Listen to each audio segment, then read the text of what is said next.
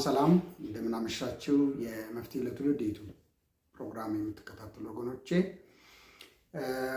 የተለመደውን አጭር መልእክት ዛሬም አካፍላችኋለሁ።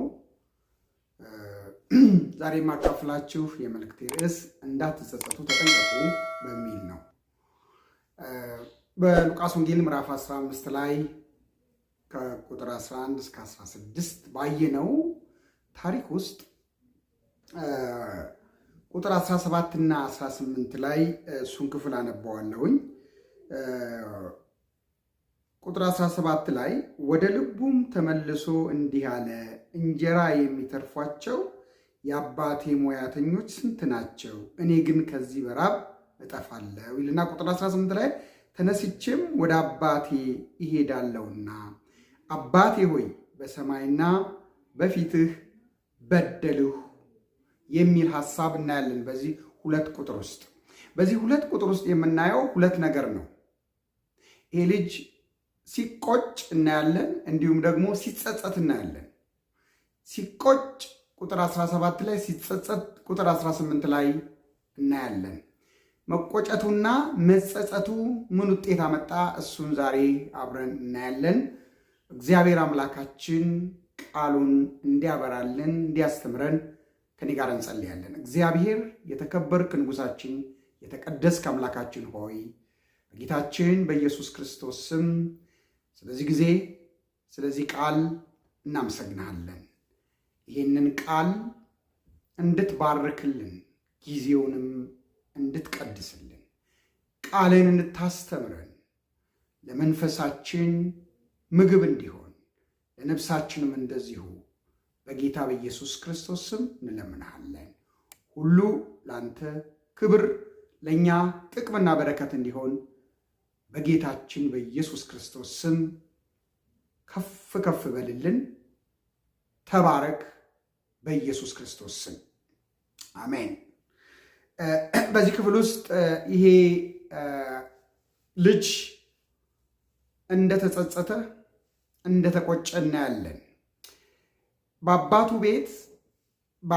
ቤት በነበረበት ጊዜ የነበረውን ነገር እንዳስተዋለ እናያለን። ወደ ልቡም ተመልሶ ስለሚል በትክክል ማሰብ ጀመረ፣ ነቃ። ከአባት ርቆ ከአባት ተለይቶ መኖር ምን ያክል ለችግርና ለጉስቁልና እንደሚዳርገው፣ ከአባቱ ሲርቅ የነበረውን ቅሬታ እንዳጣ፣ ምግብ እንዳጣ፣ ልብስ እንዳጣ፣ መጠለያ እንዳጣ፣ ሰላም ረፍት እንዳጣ እንደተጨነቀ፣ ይሄም ምክንያቱ ከአባት መራቅ እንደሆነ፣ ከአባት ቤት መራቅ እንደሆነ ይህን ሁሉ እንዳመጣ ተረዳ፣ ተገነዘበ፣ ተቆጨ። በአባቴ ቤት እንኳን ልጆቹ ባለሙያዎቹ ራሳቸው ባሮቹ ራሳቸው የተረፈ ነገር አላቸው። የተረፈ ምግብ፣ የተረፈ ልብስ፣ የተረፈ መጠለያ፣ የተረፈ ነገር አላቸው። በአባት ቤት መኖር በተረፈ የሚያኖር ነው። ተቆጨ። ቁጭቱ ወደ ጸጸት ነው ያመጣው። ስለዚህ አሁን ወደ አባቴ መመለስ ነው፣ ወደ አባቴ መቅረብ ነው የሚሻለኝ። እሱን በድዬዋለሁ።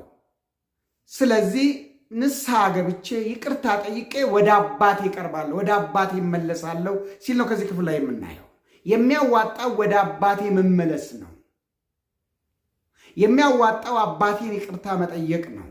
የሚያዋጣው ከአባት ጋር መኖር ነው። ወደ አባት ቤት መመለስ ነው ሲል እናየዋለን።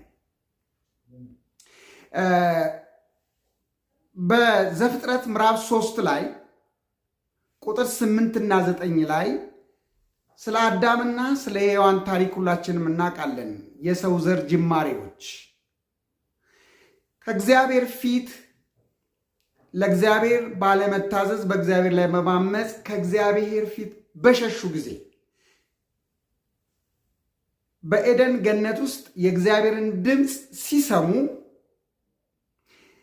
እግዚአብሔርን ወይም ከእግዚአብሔር ፊት ሸሽተው በገነት ውስጥ ባሉ ዛፍ ውስጥ ተደብቀዋል። ዛፎች ስር ከፊቱ ሸሽተው ከፊቱ ርቀው የሆነ መሸሸጊያ የሆነ መደበቂያ ጊዜያዊ ነገር ውስጥ ነው ያሉት። ቁጥር 9 ላይ እግዚአብሔር አምላክም መጥቶ አዳም ሆይ ወዴት ነህ ብሎ አዳምን ሲፈልገው እናያለን። አዳም ከእግዚአብሔር ፊት ርቋል። ከእግዚአብሔር ፊት ሸሽቷል። ሸሽቶ ርቆ ደግሞ የተደበቀው ዛፍ ስር ነው። አዳምን ሔዋንን እግዚአብሔር ሊፈልግ መጣ። ከፊቱ ርቀው ስለነበረ፣ ከፊቱ ሸሽተው ስለነበረ፣ ደግሞ ሸሽተው ርቀው የተሸሸጉበት ነገር አለ፣ የተደበቁበት ነገር አለ። የሚያመልጡ መስሏቸው፣ የሚያዋጣ መስሏቸው ማለት ነው። እነዚህ ሰዎች በዚህ ሰዓት ከአምላካቸው ፊት ርቀው ከአምላካቸው ሸሽተው የተደበቁበት ዛፍ ከሱ ከእግዚአብሔር የሚያገኙትን ነገር አልሰጣቸውም። ሰላማቸው ርቋቸዋል። ለምን? ጸጋቸው ተገፏል። ጸጋቸው ወድቀዋል። ሰላም አልነበራቸውም። እርስ በርስ ይካሰሱ ነበር። እርስ በርስ ይወቃቀሱ ነበር። ፍቅር አልነበረም በመካከላቸው። አዳምና ሔዋን በስነ ምግባር ፍጹማን ነበሩ። ከእግዚአብሔር ፊት ከመራቃቸው በፊት ፍጹም የሆነ ስነ ምግባር ነበራቸው። ፍጹም የሆነ ፍቅር ነበራቸው እርስ በርሳቸው። አሁን ግን ያ ነገር ሁሉ ርቋቸዋል። ያ ፍቅር ርቋቸዋል። ያ ሰላም ርቋቸዋል። ያ ጸጋ ስለራቃቸው፣ ከእግዚአብሔር ስለራቁ ወደ እግዚአብሔር እንዲመለሱ ወደፊቱ እንዲመለሱ አዳም ወዴት ነህ? ከኔ እኮ ርቀሃል። ከኔ በመራቅ ጸጋህ ተገፏል። ፍቅር ርቆሃል። መግባባት ርቆሃል። ደስታ ርቆሃል። ሰላም ርቆሃል። ወዴት ነህ? ያለህበት ይህን እኔ ጋር ያለውን ሰላም አይሰጥም። እኔ ጋር ያለውን ፍቅር አይሰጥም። እኔ ጋር ያለውን ደስታ አይሰጥህም። ወዴት ነህ ሲለው እናያለን። ዛሬ ከእግዚአብሔር ርቀን ከአምላካችን ርቀን ከሕይወት ምንጭ ርቀን ያለን ሰዎች ከሱ ዘንድ የሚገኘውን ሰላምን፣ ፍቅርን፣ ደስታን፣ ትዕግስትን ከእግዚአብሔር ብቻ የሚገኘውን ሕይወት ለማግኘት ወደ እሱ ልንመለስ ይገባል።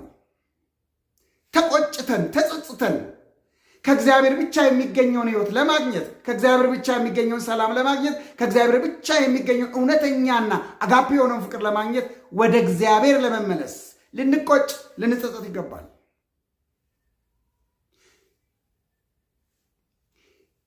ልክ እንደ አዳምና እንደ ሔዋን ከእግዚአብሔር ፊት ርቀን የተሸሸግንበት ነገር፣ የተደበቅንበት ነገር፣ ለምሳሌ ሃይማኖት ከሆነ የታወቀ ሃይማኖት ከሆነ እግዚአብሔርን ወይም ጌታችን ኢየሱስ ክርስቶስን አጉልቶ የማያሳይ ከሆነ ከጌታ ከኢየሱስ ክርስቶስ የሚገኘውን ሕይወት የማይሰጥ ከሆነ የማያዋጣ ነው። ሀብትም ከሆነ ዝናም ከሆነ የተደበቅንበት የተሸሸግንበት ከእግዚአብሔር ያራቀን ከእግዚአብሔር የደበቀን ከእግዚአብሔር ፊት ያሸሸን ሀብት ከሆነ ንብረት ከሆነ ትልቅ ሃይማኖት ከሆነ ሃይማኖተኝነት ከሆነ እንንቃ። ዛሬ በመጸጸት እንመለስ። አይሁዳውያን ጌታ ኢየሱስ ክርስቶስን እንዲገፉት ያደረጋቸው፣ እንዲቃወሙት ያደረጋቸው፣ እንዲጥሉት ያደረጋቸው በሃይማኖተኝነታቸው ይኮፈሱ ስለነበረ ነው። ይኩራሩ ስለነበረ ነው። አይሁዳዊነት ትልቅ ሃይማኖት ነው። ሃይማኖቱ መደበቂያ መሸሸግ ያደረጋቸው። ኢየሱስን ገፉት፣ አልጠቀማቸውም፣ ጎዳቸው እንጂ። ዛሬ ከእግዚአብሔር ይልቅ ከጌታችን ከኢየሱስ ክርስቶስ ይልቅ የተሸሸግንበት የተደበቅንበት ከእግዚአብሔር ፊት ያራቀን እሱ የማያዋጣ ከእግዚአብሔር የሚገኘውን ሕይወት የማይሰጥ ሰላምን የማይሰጥ እረፍትን የማይሰጥ ደስታን የማይሰጥ የዘላለምን ሕይወት የማይሰጥ የእግዚአብሔርን መንግሥት የማያስወርስ ስለሆነ ወደ እግዚአብሔር እንመለስ። ልክ እንደጠፋው በሉቃስ ወንጌል ምዕራፍ 15 ላይ እንዳየነው ታሪክ እንደተቆጨ እንደተጸጸተ ወደ አባቴ ቤት መመለስ ይሻለኛል፣ እዛ ሁሉ ነገር በትርፍ ነው ያለው፣ ሕይወት በትርፍ ነው ያለው፣ ሰላም በትርፍ ነው ያለው፣ ደስታ በትርፍ ነው ያለው፣ ፍቅር በትርፍ ነው ያለው፣ ልብስ በትርፍ ነው ያለው፣ የሚበላ የሚጠጣ የሚደረግ ልብስ መኖሪያ ቤት በትርፍ ነው ያለው ብሎ እንደተመለሰ እንደተጸጸተ አባቱን በደስታ እንደተቀበለው እግዚአብሔር በደስታ ይቀበለናል። ዛሬ አዳም ወዴት ነህ? ስማችንን እየጠራ ወዴት ነህ ያለኸው? ምን ስር ነህ የሸሸከው? እኔ ጋር ያለውን ሀብትና እኔ ጋር ያለውን ሰላም እኔ ጋር ያለውን ሕይወት የሚሰጥ ምንም ነገር ስለሌለ ና ወደ እኔ ተመለስ እያለ እያንዳንዳችንን እግዚአብሔር አምላክ እግዚአብሔር ፈጣሪያችን ይጠራናል። ስለዚህ ወደዚህ ፈጣሪያችን እንመለስ። እሱ የሕይወት ምንጭ ነው። እሱ የሰላም ምንጭ ነው። እሱ የደስታ ምንጭ ነው። እሱ የፍቅር ምንጭ ነው። ወደ እሱ እንመለስ። በደስታ ይቀበለናል። የተረፈ ነገር አለው። የተረፈ ሰላም ያለውን፣ የተረፈ ደስታ ያለውን፣ የተረፈና የማያቋርጥ ሕይወት የሚሰጠውን እግዚአብሔርን ዛሬ እንገናኘው። ሁላችንም እንቆጭ፣ እንንቃ፣ እንጸጸት፣ እንመለስ። ስላዳመጣችሁኝ አመሰግናለሁ። ይሄ መልእክት እውነተኛ በረከት ሰጥቷችሁ እንደሆነ ለሌሎች ወገኖች በማካፈል በማጋራት እንድታገለግሉ እጠይቃለሁ። መልካም ሳምንት። ተባረኩ።